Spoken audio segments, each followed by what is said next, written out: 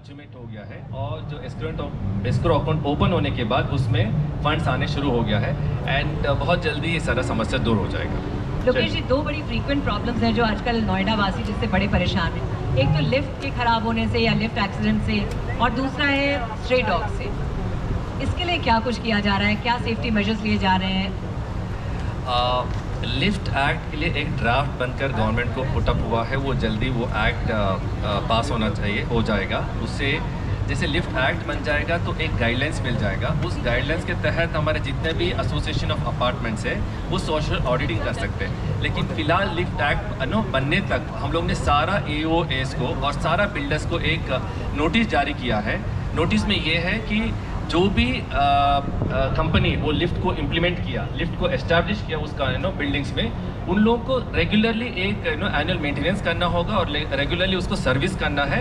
Service करने के बाद हमारे पास रिपोर्ट पुटअप करना है। Servicing is very much important in all the buildings. इसको हम लोग सुनिश्चित करवा रहे हैं। और एक स्ट्रे डॉग्स की प्रॉब्लम बहुत ज़्यादा हो रही है। स्ट्रे डॉग्स एंड जितने भी एनिमल से लगातार ये कंटिन्यूस एक्टिविटी, सवाल बनता है। यहाँ पर बैठे बहुत सारे लोगों ने कहा कि ये जरूर पूछिएगा। ये कंटिन्यूस एक्टिविटी है। जितने भी स्ट्रे डॉग से और आवारा पशु है हम लगातार उठाते रहते हैं। हमारा जितने भी एनिमल प्रोटेक्शन होम है, इनफैक्ट जो पेट्स है उससे भी परेशान है लोग। एनिमल प्रोटेक्शन होम में हम उसको पुटअप करते हैं। एक इश्यू है, इसको हम एड्रेस कर रहे हैं। धीरे धीरे ये समस्या दूर हो जाएगी। चलिए अभी एक सवाल अमनदीप दुली जी से पूछते हैं। इसमें जी प्लीज। जो स्ट्रे डॉग्स वाले में अभी एक एडवाइजरी हमने भी जारी करी है सारे अपार्टमेंट्स और जितने RWAs हैं उनके लिए, डूज एंड डोंट्स।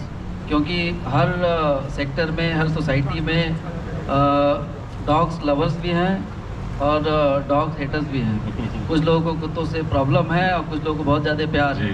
तो ABC गाइडलाइंस हैं, उसमें उसके तहत क्या क्या चीज़ों को फॉलो करना है, उस वहाँ पे रहने वाले सोसाइटी में जो लोग हैं उनको क्या करना है, वहाँ पे RWAs हैं उनको क्या करना है, इसकी एक डिटेल एडवाइजरी अभी हमने जारी करी है। और सारे अपार्टमेंट एसोसिएशन के पास, RWAs के पास अगले कुछ दिनों में वो रिसीव हो जाएगी और आई होप कि उसका इम्प्लीमेंटेशन हम लोग कराने में। छोटा सा ऑब्जर्वेशन है इसी पर, क्योंकि मैं डॉग लवर रहा हूँ काफ़ी अर्से तक, हमारे घर में बहुत डॉग्स रखे गए हैं। इधर जो इनके नेचर में बदलाव आया, एज ए जर्नलिस्ट मैंने अगर इसको समझा है तो कुछ ये पाया है कि आजकल जो बहुत सारे डॉग लवर्स हैं ये बोरों में जो खाना लेकर आते हैं और डॉग्स को दे रहे हैं। अगर किसी एक संस्था को आप इसमें डिप्यूट करें कि वो जो डॉग फीड जो बना रही हैं कंपनीज, मुझे ऐसा शक है कि इसमें या तो स्टेरॉइड्स मिल रहे हैं या इसमें कोई ब्लड का वो एलिमेंट जो छिछड़ा होता है वो इसमें मिलाया जा रहा है। क्योंकि ह्यूमन नेचर चेंज हो रहा है, डॉग्स का जो बर्ताव है वो बदल रहा है। अगर एक संस्था इन 10 जगह के डॉग फीड उठाकर उसकी जाँच करवाए कि इस डॉग फीड की वजह से तो नहीं है कि जो इनके अंदर की जो एक इंस्टिंक्ट्स थी वो और एग्रीवेट हो रही है, इस पर कोई काम नहीं कर रहा। तो अगर आप समर्थ हैं नहीं, ये आपने अच्छा एक पॉइंट दिया है जी, इसको और इस बार जरूर हम लोग टेकअप करेंगे। लक्ष्मी जी कुछ कहना चाहते हैं? देखिए, इसमें दो बातें समझ लेनी होंगी जी बिल्कुल लीगली जी और टेक्निकली स्पीकिंग। जी पहला तो किसी की भी जो स्वतंत्रता है पेट रखने की है, स्ट्रे डॉग्स को खिलाने की है, पालने की है, वो तभी तक है जब सोसाइटी में एज अ सोसाइटी हम कलेक्टिव रहते हैं। कोई भी आदमी अपने फ्लैट में अकेला नहीं रहता। तो कलेक्टिव सोसाइटी में आपकी फ्रीडम एक कलेक्टिव रिस्पॉन्सिबिलिटी के तहत थोड़ी सी कम हो जाती है। That should be kept in mind.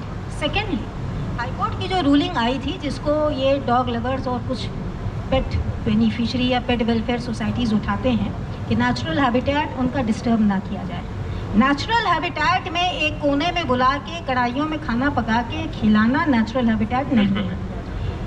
Imported या कंट्री मेड बोरों में रखा हुआ खाना खिलाना नेचुरल हैबिटेट नहीं है। बिल्कुल।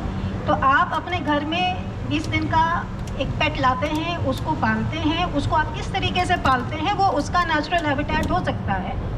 लेकिन वो नेचुरल हैबिटेट सड़क पर पले हुए कुत्ते, सड़क पर स्ट्रे डॉग की तरह घूमते हुए कुत्ते का बिल्कुल नहीं हो सकता है। कुछ सोसाइटीज़ में ऐसा भी पाया गया कि कुछ पेट लवर्स जो हैं दूसरे कहीं किसी हिस्से से उठा के लेकर आए, अपने गाड़ी की बोनेट में ढककर लेकर आए और उन्होंने अपनी सोसाइटी में छोड़ दिया और एक पॉइंट, फीडिंग पॉइंट जो अथॉरिटी की तरफ से तय होता है वहाँ पे जाके छोड़ दिया, खिलाना चालू किया।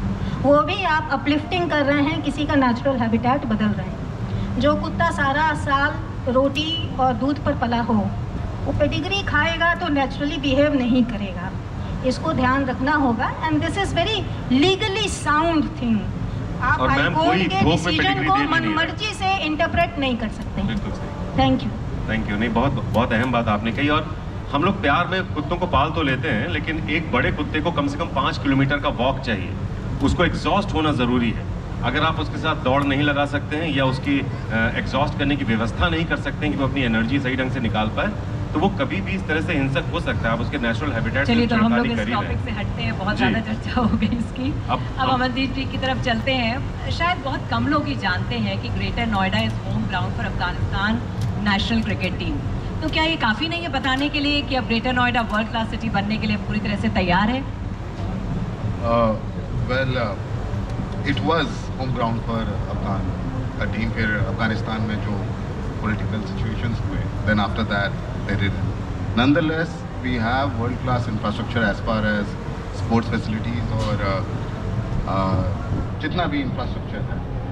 And not knowing Greater Noida, क्योंकि it's like I work for Greater Noida, ये दो separate authorities हैं. 307 square kilometers का Greater Noida है with 124 villages in it. तो world class infrastructure Greater Noida में है and at this point there are many investments which are coming. Nonetheless you are right, Greater Noida का और मार्केटिंग होनी चाहिए एंड वी शुड कई सारे प्लेटफॉर्म्स को हम लोग को यूज़ करना चाहिए which we are doing and हम लोग को काफ़ी पॉजिटिव रिस्पॉन्स भी मिल रहा है as far as economic environment is concern. So yes I agree कि हाँ हमारे पास वर्ल्ड क्लास इंफ्रास्ट्रक्चर है and we should market.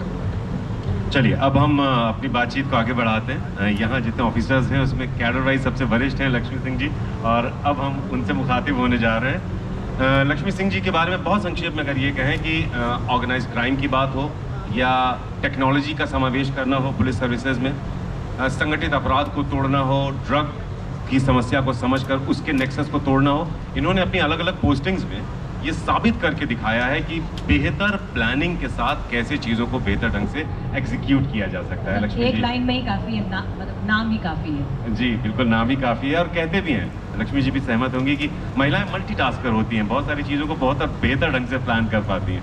Ma'am, Noida की पोस्टिंग बाकी जनपदों से थोड़ी अलग हो जाती है क्योंकि नोएडा का कैरेक्टर थोड़ा सा अलग है।